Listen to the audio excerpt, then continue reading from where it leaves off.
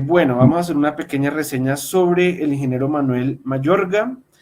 Él es ingeniero químico y magíster en ingeniería química de la Universidad Nacional de Colombia, con énfasis en bioprocesos, en la modalidad de investigación. Es investigador categorizado por Colciencias, investigador asociado desde diciembre de 2017. Es candidato a doctor PhD en Ingeniería Química de la Universidad Nacional de Colombia. Es también coinvestigador del proyecto con la FAC titulado Uso de bioqueroseno como combustible en aeronaves de la Fuerza Aérea Colombiana. Él ha profundizado en las áreas de ingeniería de alimentos, seguridad industrial, procesos y bioprocesos, con aptitudes para el diseño, modelamiento, optimización y control de los procesos químicos de la industria. Él es también docente de la Universidad EXI desde hace 15 años y de otras universidades como son la Universidad América, la Universidad Jorge Tadeo Lozano, la Universidad Nacional de Colombia también, en sus sedes Bogotá y la Universidad de Cundinamarca. Entonces, damos la bienvenida al ingeniero Manuel Mayorga. Buenos días, ingeniero. Buenos días, Julio. ¿Cómo se encuentra, Julio? Bien, bien. ¿Cómo se encuentra usted el día de hoy? Bien, muchas gracias.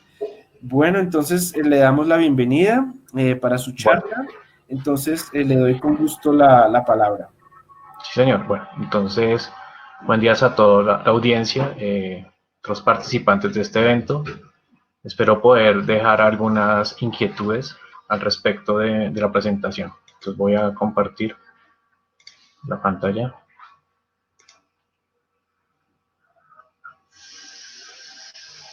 ¿Me confirman si...? Ya se ve su pantalla. Ok. Bueno, entonces el título de mi ponencia se llama Un acercamiento a los biocombustibles sostenibles. Entonces, vamos a abordar el tema primero con esta visualización de este corto de la película Volver al Futuro 1, la parte final.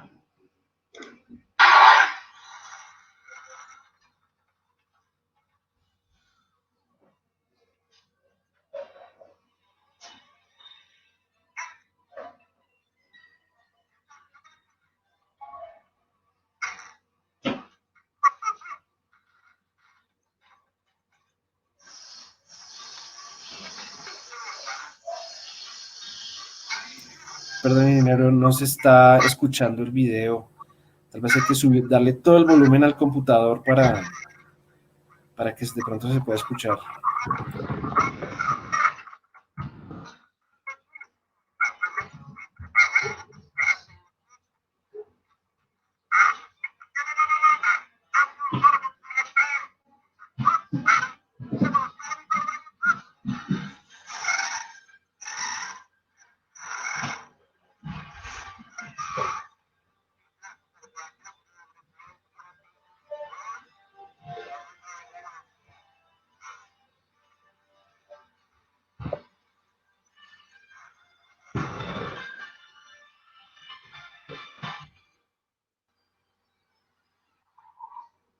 Bueno, de pronto no escucharon muy bien. Digamos que no hay inconveniente. No hay inconveniente que no se haya escuchado bien. Digamos que es más como recordar los que vieron la película, esa escena final, ¿cierto?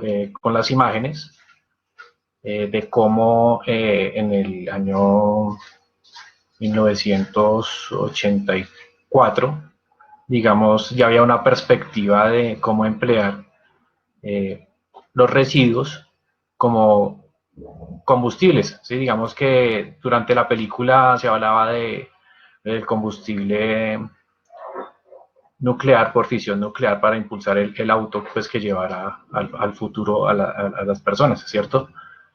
Y al pasado, ¿no? Para viajar en el tiempo. Pero entonces digamos que ya después de que él vuelve al futuro, ya están empleando pues estos combustibles a partir de residuos, ¿sí? Digamos que Pasaron ya muchos años después de eso, de esa situación hipotética que se planteó en esa película, y digamos que todavía estamos lejos de llegar allá. Muchas de las predicciones de esa película se lograron, muchas cosas de tecnología, ¿cierto? Pero la parte del uso de los residuos como combustibles falta mucho. Hay avances en investigación y desarrollo, que es lo que quiero mostrar con esta presentación, ¿sí? Entonces, primero vamos a hacer una introducción, hablamos de sostenibilidad, luego hablamos de biocombustibles avanzados, después algunos casos de estudio propios y después hablaremos de algunas conclusiones. Bueno, en la introducción, entonces, digamos que el panorama actual del mundo, ¿sí? El día de hoy, pues no es el más promisorio, más adecuado, ¿cierto? Ustedes se pueden dar cuenta, pues, que la situación que hemos venido viviendo en los últimos años, ¿cierto? Está marcada por un proceso de sobrepoblación, de crecimiento alrededor de las ciudades, de contaminación, de pobreza, de crisis energética, dependencia de recursos fósiles, ¿cierto? De cambio climático, de emisiones, de guerra, ¿cierto? Y este año le agregamos el efecto COVID o pandemia, pues que ahí generó una gran desaceleración económica a nivel mundial, ¿cierto? Y develó problemas de salud pública también y de una mayor desigualdad, ¿cierto? En cuanto a la riqueza a nivel mundial. Entonces, digamos que esa es la situación actual, es una situación que ya se venía eh, diagnosticando por la ONU desde el año 2015 y hizo una proyección, ¿cierto?, para el 2030, que si seguimos con esta tendencia, entonces pues hacia dónde vamos a llegar, ¿cierto? Entonces digamos que la situación para el 2030 no es la mejor porque pues vamos a tener un gran problema, ¿cierto?, frente a los recursos. Entonces vamos a requerir el doble de energía, un 80% más de alimentos, 45% más de energía eléctrica, 30% más de agua, de viviendas vamos a requerir 40% y de lo que de pronto nos interesa en este evento referido al transporte, vamos a requerir un 60% más de parque automotor, ¿sí?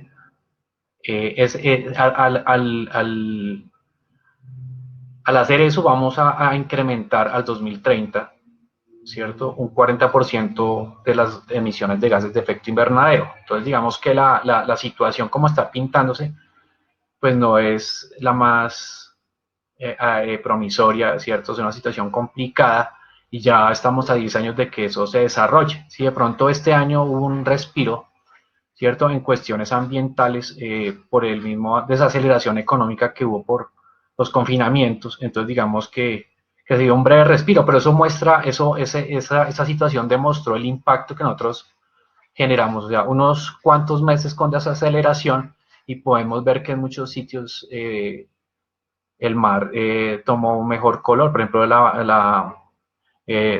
Cartagena, ¿no, man? ¿Cierto? El mar de Cartagena y otras más situaciones que se presentaron durante esta época, ¿sí? Entonces, digamos que la situación es esta, no es una situación fácil, ¿sí? Entonces, la parte que nos preguntamos ¿es esto sostenible? ¿Sí?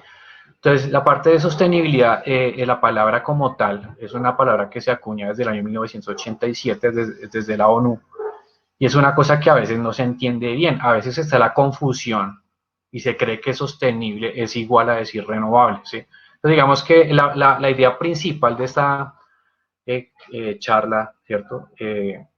Es como indagar un poco más acerca de esas diferencias, ¿cierto? De que lo sostenible es algo mucho más amplio, que no solamente tiene que ver con que sea renovable o no, o que contamine o no, sino que tiene relacionados otros aspectos, ¿sí? Entonces, digamos que actualmente vemos que en el mundo pues hay 1.200 millones de vehículos, ¿cierto? Actualmente eso significa que por cada 6 personas hay alrededor de un vehículo, ¿cierto? Para 2035 se esperan llegar a los 2.000 millones de vehículos, o sea que vamos a tener tener por cada 4 personas un vehículo, o sea, vamos a estar con mayores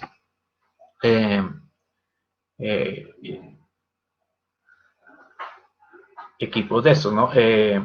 Digamos que eso es interesante, esa proyección. ¿Por qué razón? Porque también la población mundial ha venido creciendo. Eso significa que también está creciendo mucho el sector automotor, ¿sí? Más que la misma población, para que lleguemos a esa cifra, ¿cierto? Entonces, en Colombia actualmente hay alrededor de 13 millones de vehículos, o sea, más o menos por cada 3 personas un vehículo. De esos, la mayoría pues son motocicletas, ¿cierto? Y de los 5,6 millones de automóviles, el 40% son motores diésel, ¿sí? Llamó la atención en cuanto a los motores diésel, porque los motores diésel han venido ganando importancia en los últimos años debido a que son mucho más eficientes que los motores que operan en ciclo Otto, ¿cierto? Aunque, y tienen ciertas ventajas respecto a la gasolina, en que es un combustible que es menos procesado, o sea, digamos, ustedes se dan cuenta cuando van a tanquear que es mucho más barato. Sin embargo, tiene problemas de emisiones en cuanto a material particulado, ¿cierto? Y generación de óxidos de nitrógeno por las mayores relaciones de compresión, ¿cierto? Entonces acá vemos cómo el sector automotor en el mundo, pues digamos, a pesar de momentos de crisis como la del 2009 o la crisis de este año, pues digamos que sigue, es un sector que viene en crecimiento, ¿cierto? A pesar de esas oscilaciones. Eso lo vemos a nivel mundial y también a nivel de Colombia, ¿cierto? Entonces, digamos, es algo que está muy relacionado también de la parte del petróleo, que en este sector pues hay bastantes retos en cuanto a la introducción de la energía eléctrica, ¿cierto? Pero digamos que eso todavía está muy incipiente, que hay nichos ya que se han desarrollado a nivel mundial, pero que todavía falta, ¿sí? Y digamos que se generan unas grandes preguntas todavía sobre la sostenibilidad de esos mismos autos eléctricos, ¿sí? Aunque reducen las emisiones, digamos que así se hace un ciclo de vida sobre estas tecnologías, digamos que puede arrojar resultados que uno no creería, ¿sí? En cuanto a la sostenibilidad, ¿sí? De la producción, de la generación de energía eléctrica y también el empleo de las baterías.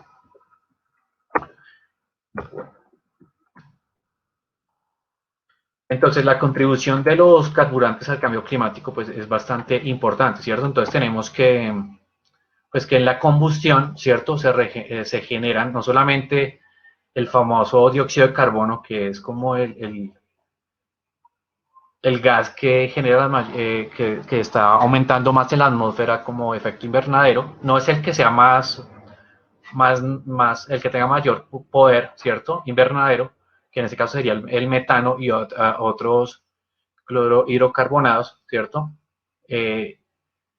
Sino que el CO2, pues digamos, es el que más ha aumentado y que nosotros hemos visto que ya desde la industrialización hemos casi que aumentado en un 60% la concentración de dióxido de carbono a la cuarta parte respecto a los convencionales, o sea que respecto a los otros lo reduzco 8 veces, o sea que es una cosa muy buena para lo que tiene que ver con el cambio climático, ¿sí?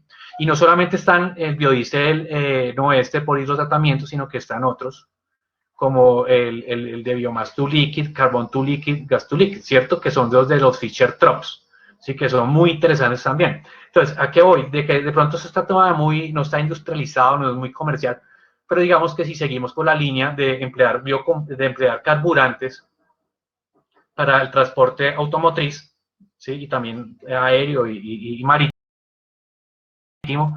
es necesario seguir investigando sobre estos avanzados, ¿cierto?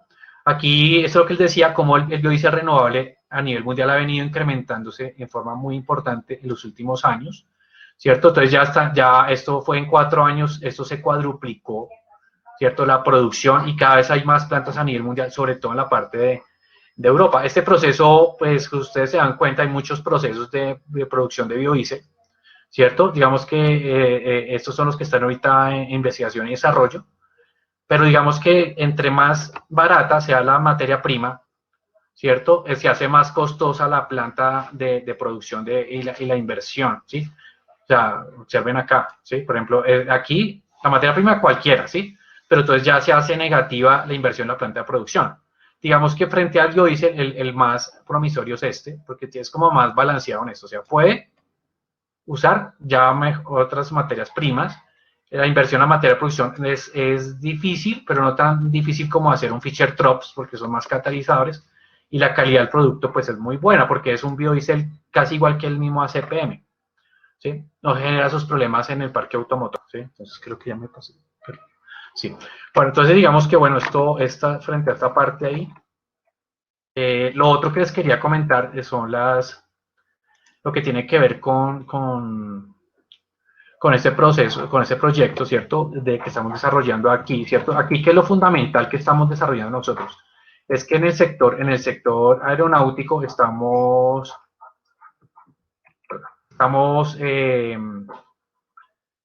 digamos, generando más o menos a nivel mundial un 5% de las emisiones de gas de efecto invernadero, ¿sí?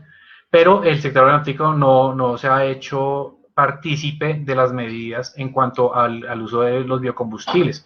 Entonces nosotros en Colombia, pues con el proyecto de la Fuerza Aérea, hemos venido planteando pues una sustitución, ¿cierto? Y hemos logrado un resultado muy interesante, y es que en turbinas en tierra hemos logrado un reemplazo del 15,6% en volumen de Jet Fuel A1, ¿cierto? Por biodiesel FAME de aceite de palma, ¿sí? ¿Cuál es la situación que tenemos ahí problemática? Y es que hemos logrado que se cumplan todas las propiedades, excepto el punto de congelamiento, porque al colocar esa concentración, el punto de congelamiento, que por norma tiene que estar por debajo de menos 47 grados, se ha subido hasta más o menos menos 16 grados. Entonces digamos que eso no nos afecta. Entonces estamos probando con aditivos y estamos probando con aceite de palmiste también, porque el biodiesel de aceite de palmista tiene básicamente lauratos de metilo, y los puntos de congelamiento son mucho menores. Entonces estamos haciendo unos experimentos, unas investigaciones en torno a esto. Entonces digamos que eso es lo que les podría como comentar. Así me faltaron pues hablar algunas situaciones. Como conclusiones, ¿qué puedo decir? Digamos que el estado actual de las tecnologías, como les decía, es esa. Estamos en investigación y desarrollo. Hay muchas investigaciones acá. No les mostré una gráfica de cómo en los últimos 10 años se han incrementado el número de documentos en Scopus y en EasyWash respecto a estos temas, ¿sí? De los biocombustibles avanzados, ¿sí? Que son los que se acercan a ser los más sostenibles. Entonces ha aumentado notoriamente, es algo que es boom, ¿cierto? Y los desafíos tienen que ver respecto al uso pues, de las biomasas residuales, al empleo de catalizadores mucho más baratos. ¿Por qué lo digo? Porque, por ejemplo, el proceso de hidrotratamiento, que se ha escalado a nivel mundial en Europa, ¿cierto? Emplea catalizadores que son bimetálicos sulfurados, y muchos de los catalizadores a veces son muy costosos porque emplean metales de transición y metales nobles. Entonces, digamos que esa es la situación. Eso está de la mano del desarrollo de las biorefinerías a nivel mundial, ¿sí? Las biorefinerías son las mismas refinerías de petróleo, pero en lugar de que alimente petróleo, debe alimentar, es una biomasa, como ustedes pueden darse cuenta, esta biorefinería aquí, ¿sí? Y una refinería convencional, ya con eso termino, que produce 4 cosas. Una refinería convencional produce combustibles, ¿cierto? 2, produce energía. 3, produce productos petroquímicos. Y 4, produce materiales. Entonces, una biorefinería produce esos mismos 4, ¿sí? En cambio de combustibles, produce biocombustibles. En cambio de energía, produce bioenergía. En cambio de producir productos petroquímicos, produce productos biobasados. Y en cambio de producir materiales poliméricos, produce biomateriales o biopolímeros. Entonces, digamos que eso está de la mano de eso, o sea, está impulsado con eso. ¿Y qué es lo interesante de eso? Que aquí convergen muchas áreas de investigación y de trabajo. ¿Listo? Entonces, con eso finalizaría mi presentación. Bueno, muchísimas gracias, ingeniero Mayorga.